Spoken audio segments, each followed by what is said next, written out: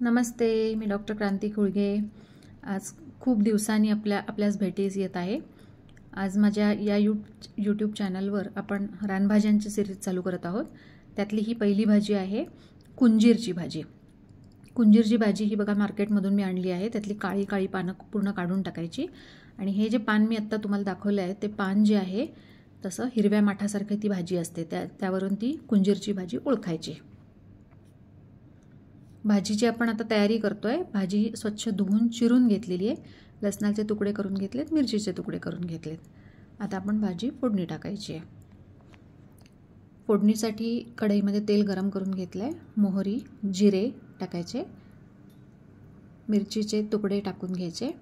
मिरचीचे तुकडे भाजून झाले की लसणाचे तुकडे टाकायचे।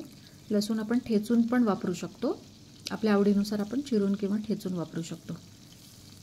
हे दोन्हीही व्यवस्थित तळलं गेलं, फ्राय झालं की मग कुंजीरची चिरून ठेवलेली जी भाजी आहे ती त्याच्यामध्ये टाकायची, व्यवस्थित फ्राय करून घ्यायचं आणि मग थोडीशी हळद टाकायची त्याच्यामध्ये।